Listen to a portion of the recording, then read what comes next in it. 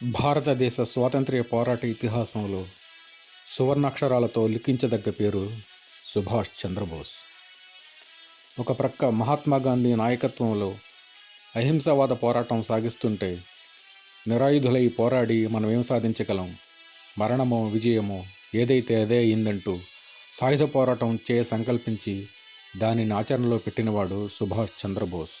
సుభాష్ చంద్రబోస్ 1897 జనవరి 23న ఒడిస్సాలోని కటక్లో జన్మించాడు. తండ్రి జానకీనాథ్ బోస్, తల్లి ప్రభావతీదేవి. బోసుది సంపన్న మరియు విద్యాధికుల కుటుంబం. నిండైన విగ్రహం, మంచి స్ఫురద్రూపి. అపారమైన తెలివితేటలు ఆయన్ని ఎంతో ప్రతిష్టాకరమైన ఇండియన్ సివిల్ సర్వీసెస్లో 4వ స్థానంలో నిలిచేలా చేశాయి. కాకపోతే అప్పటికే స్వాతంత్రోద్యమ పోరాటంపై ఆకర్షితుడై 1921లోనే సివిల్ సర్వీసెస్ని వదిలిపెట్టి ఇండియన్ నేషనల్ కాంగ్రెస్ యువజన విభాగంలో చురుకైన పాత్ర పోషించాడు. సహాయ నిరాకరణోద్యమ సమయంలో బోసు చిత్తరంజన్ దాస్తో కలిసి బెంగాలులో ఉద్యమం కూడా నిర్వహించాడు. 2 సార్లు భారత జాతీయ కాంగ్రెస్కి అధ్యక్షుడిగా ఎన్నికైనప్పటికీ మహాత్మా గాంధీతో సైద్ధాంతిక అభిప్రాయ భేదాలొచ్చి ఆ పదవికి రాజీనామా చేశాడు.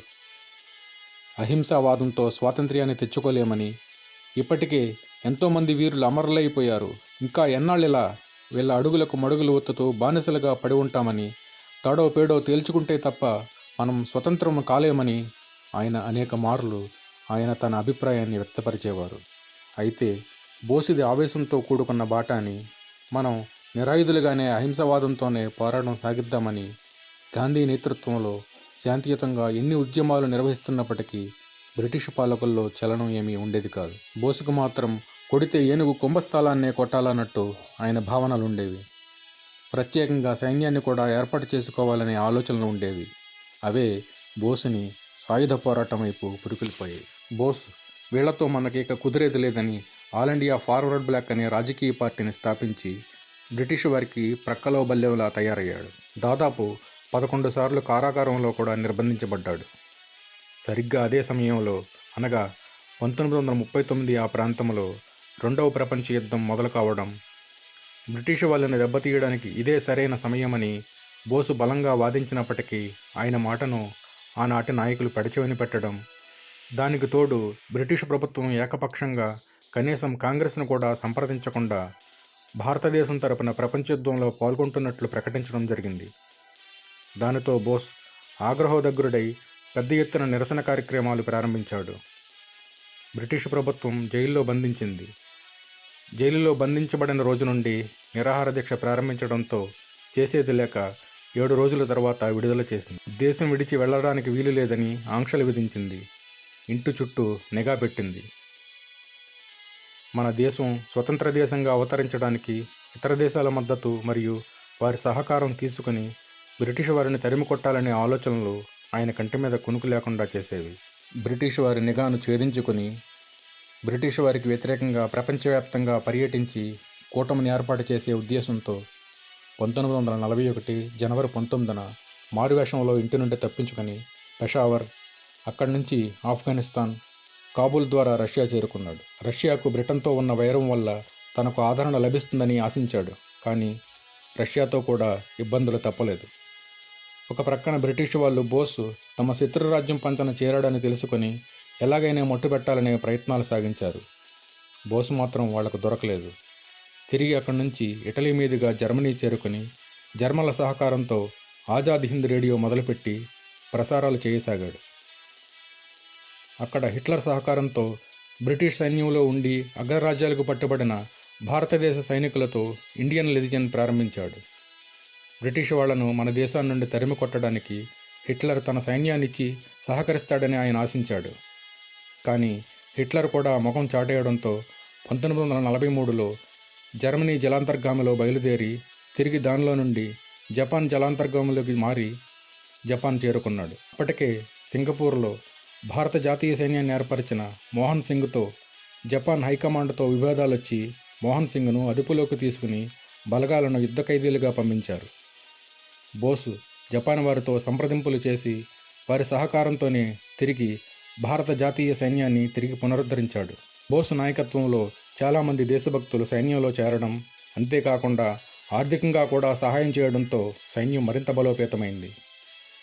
1944 జూలై 4న బర్మాలో భారత జాతీయ సైన్యంలో పాల్గొన్న ర్యాలీలో ఆయన చేసిన ప్రసంగం, ఉత్తేజపూరితమైన వ్యాఖ్యలు భారతీయుల్లో ఎంతో చైతన్యాన్ని కలుగజేశాయి. మన భారతదేశ స్వాతంత్ర్యం కోసం రక్తాన్ని దారపోద్దామనే ఆయన నినాదం ప్రజల్లోకి బలంగా వ్యాపించింది. ఒక ప్రక్క సుమారు 4500 మంది ధైర్య సాహసాలు నిండిన సైనికులతో సైన్యాన్ని తయారు చేసి, మరొక ప్రక్క బ్రిటిష్ వారికి వ్యతిరేకంగా ప్రపంచవ్యాప్తంగా సమతని కూడగట్టి బ్రిటిష్ వారిని భారతదేశం నుండి తరిమి కొట్టాలనే తన ప్రయత్నాలు ముమ్మరం చేసే క్రమంలో 1945 ఆగస్టు 18న తైవాన్ మీదుగా టోక్యో ప్రయాణిస్తుండగా విమాన ప్రమాదంలో మరణించినట్టు ప్రకటించడం జరిగింది. భారతదేశం యావత్తు శోకసంద్రంలో మునిగిపోయింది. బోసు మరణంపై అనేక రకాల వాదాలు వివాదాలు ఉన్నప్పటికీ బ్రిటిష్ వారిపై ప్రపంచ దేశాల మద్దతు కూడగట్టడంలో కృతకృత్యుడయ్యాడని చెప్పవచ్చు. రెండవ ప్రపంచ యుద్ధం తర్వాత స్వాతంత్ర్యం ఇస్తామని మనల్ని మభ్యపెట్టిన బ్రిటిష్ వారిపై ప్రత్యక్ష పోరుకు సాయుధ పోరాటం సాగించాలని ఆయన తపనకు భారత జాతీయ సైన్యం అద్దం పడుతుంది. ఆయన బ్రిటిష్ వారి గుండెల్లో గుబులు పుట్టించి వారి కంటి మీద నిద్ర లేకుండా చేశాడన్నది మాత్రం ఖచ్చితంగా 100% సత్యం. అటువంటి మహానుభావుడి గురించి ఆయన జన్మదినం రోజున స్మరించుకోవడం మన కనీస కర్తవ్యం.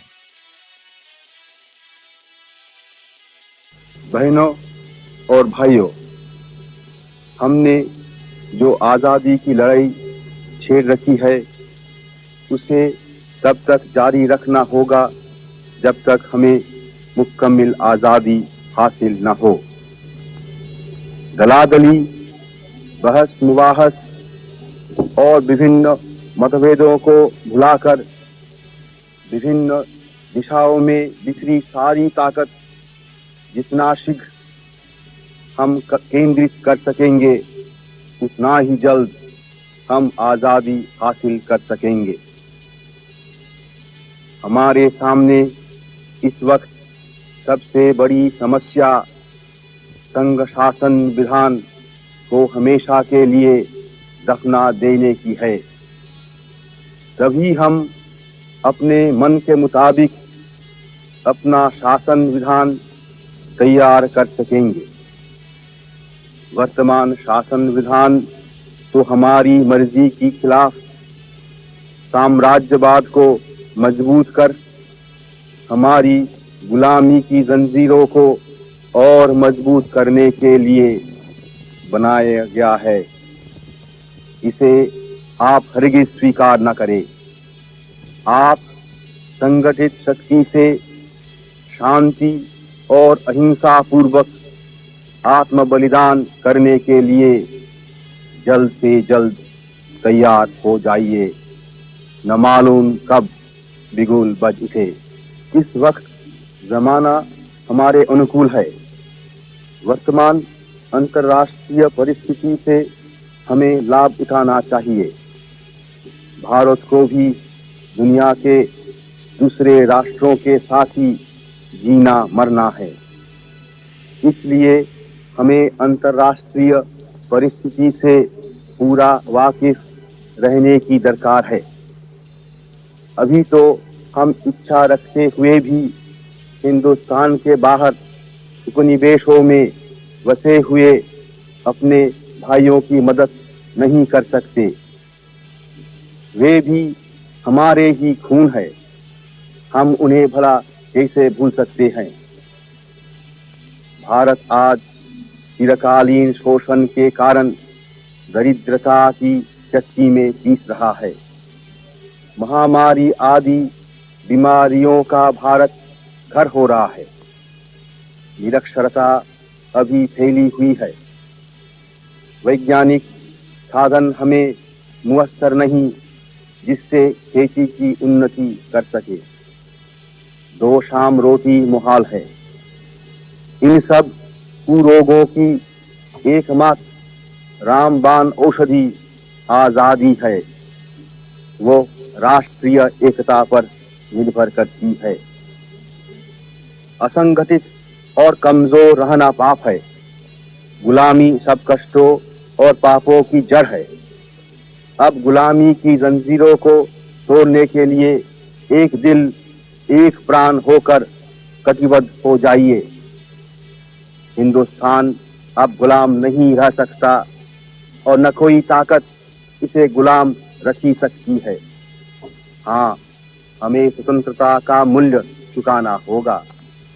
आप इसके लिए तैयार हो जाइए, जिससे यदि हम गुलाम हिंदुस्तान में पैदा हुए हैं तो स्वतंत्र हिंदुस्तान में जीवे और मरे। तभी आजाद हिंदुस्तान दुनिया को नए नए संदेश दे सकेगा।